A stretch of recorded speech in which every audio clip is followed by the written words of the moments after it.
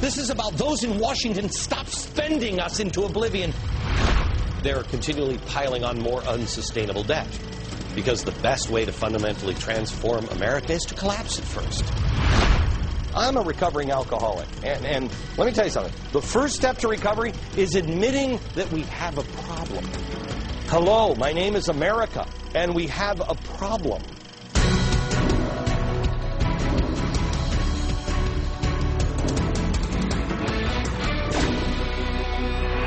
Hello, America, and welcome to a very special week on the Glenn Beck program. I'm Judge Andrew Napolitano. Glenn is on vacation, but don't worry.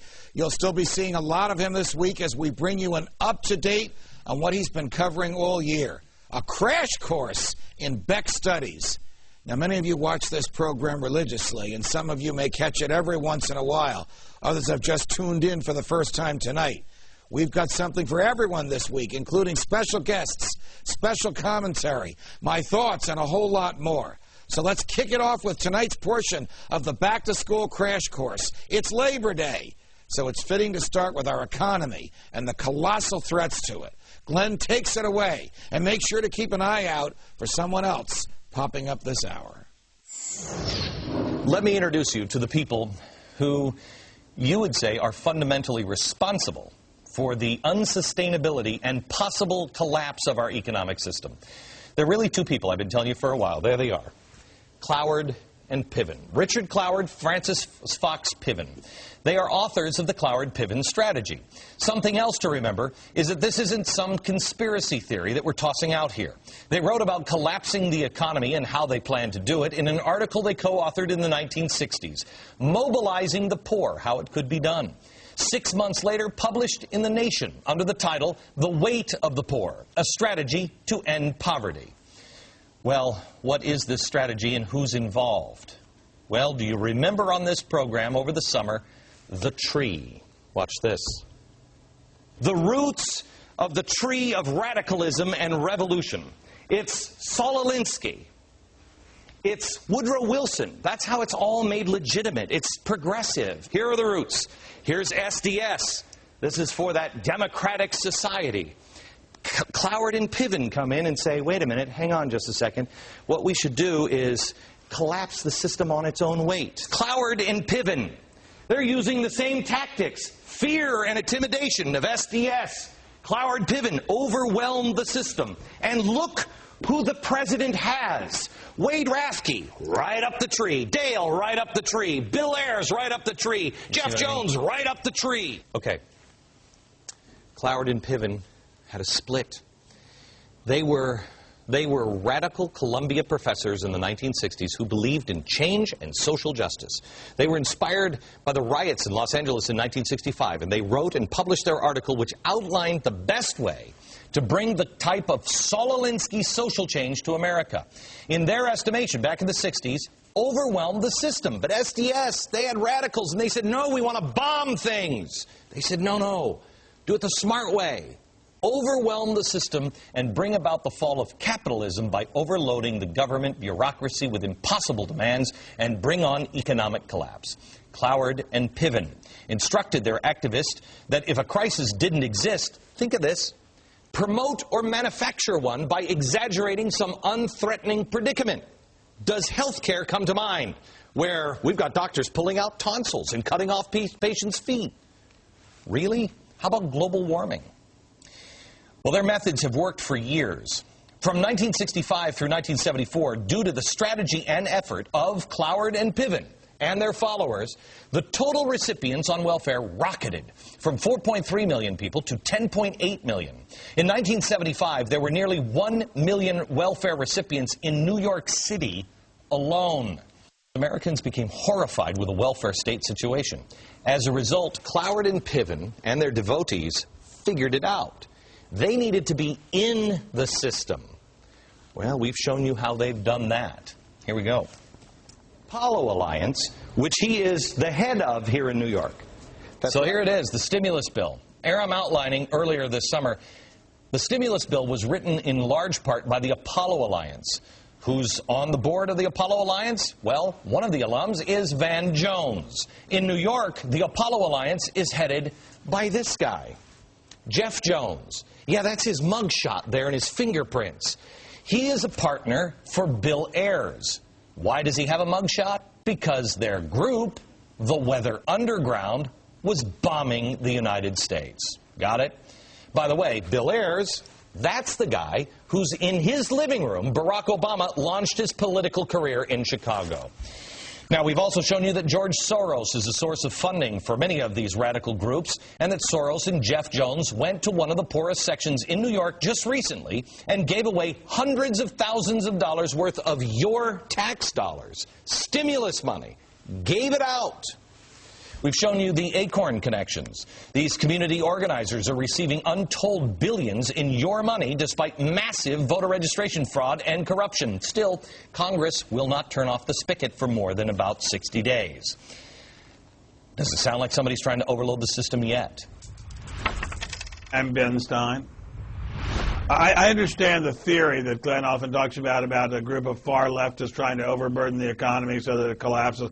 And you know something? I think they're too stupid about the economy to realize that it's going to overburden the economy. They think of the economy as just an unending gusher of money. This is a rich country. We have plenty of money. There's plenty of money out there. There's plenty of money out there. The question is, how are we going to spend it? Unending gusher of money. We are 5 days away from fundamentally transforming the United States of America. How did that not send a chill down our spines? Now, reconsider what this means now, how important that is. This health care bill is the transformation he was talking about. It's the beginning. It's the beginning. History will equate this as big as the New Deal or Pearl Harbor. And if you think that's overstating the importance, remember we are talking about 1/6 of the U.S. economy. Now, you keep on repeating the notion that it's 1/6 of the economy. Yes, it's 1/6 of the economy, but we're not transforming 1/6 of the economy all in one fell swoop. All in one fell swoop. An amazing moment of honesty from the president. Just as he promised, it will be gradual. I believe that not just politically but also economically, it's better for us to start getting a system in place, a universal health care system, signed into law by the end of my first term as president, and build off that system to further, to make it more rational. And by the way, Canada did not start off immediately with a single-payer system. They had a similar transition step. Transitioning a system is a very difficult and costly and lengthy enterprise. It's not like you can turn on a switch and you go from one system to another. I mean, America... Let me ask you this question. How the CBO numbers even make any difference? You know, only $954 billion. Oh, whoa, that's a party in my pants. Thank you for sending that one by. How does that make a difference? The New York Times said that every major part of this health bill is about redistribution of wealth. Did you see that? Yet, when we were on the air saying that this is about redistribution of wealth, this isn't about health care, this is about changing money, taking it from the rich and giving it to the poor, we were mocked and called crazy. Now the New York Times says that. We have the senator from Montana also saying that this is redistributive change. That's what this health care is about. The other story that came out today is about 2020. 2020. Every dollar, every tax dollar will be eaten up by Social Security, Medicare, Medicaid, and the interest on the debt. Every tax dollar that we currently bring in, that's 10 years from now. Is there anybody here that thinks that, and when you say these people, were you referring to the Republicans and the Democrats, or just both of them? Well, both of them, but it's really gotten out of hand lately. I mean, the Democrats complain loudly about George W. Bush's, $500 billion deficit, and they get in office and they promptly quadruple it. We have to pass the bill so that you can find out what is in it. Now, let's open up the health care bill. Who doesn't like a good surprise or two? I mean, besides me. You know, or maybe you, especially when it comes to our country. It doesn't take a genius to realize the reason why Nancy Pelosi wouldn't want anybody to know what's in the bill, and they'd just be like, just pass it, just pass it. You notice they didn't have it until like 24 hours before it was passed. Why? Why would you do that? Because you knew if you understood... That was creepy, wasn't it? Yes. It was. You knew if people understood it, they wouldn't want it. If it was so great, they would want you to see every single page. Look at this page. This one's even better. And this one, they would have taken 2,400 days. And every day showed you how great this was. Instead, they rushed it through on a weekend. The president even said 5 days before, I don't even know what's in this bill yet. If it was so great, they wouldn't have to have bribed their own members in their own party. The bill is not great. It's really far from great. But it's now ours. And they had to be deceptive for us to get past it. I'm Ben Stein. It's worse than that. It's what it is. It's a huge millstone around the neck of American employers and a huge millstone around the neck of American hospitals and doctors, and it's going to wreck the healthcare system and make it impossible for people to get health care. Why couldn't they just give people a check to buy private health insurance? Instead, they have this huge, giant weight weighing down the American economy. I want to tell you about another major reform about to get jammed down your throat. Excited? Oh, it's the financial reform bill. I'm giddy. Because all those greedy Wall Street fat cats need to be stopped, and this will do it. No, it won't. No, it won't. It will only make things much, much worse. And on a global scale. You know who's in charge of this? Oh, this is so great. We got Barney Frank now putting the final touches on the bill. I love Barney Frank. And Chris Dodd, too. There they are. I have complete confidence in Chris Dodd and Barney Frank. They finally ensured that there'll never be a recession again, and all the bad guys are going to be scooped up. Yeah. Can we put these guys together? I morphed them because I don't think these are separate people. I think they're this guy, Frank and Dodd. Oh! We're creating a monster in Washington, and that's what it is, Frank and Dodd.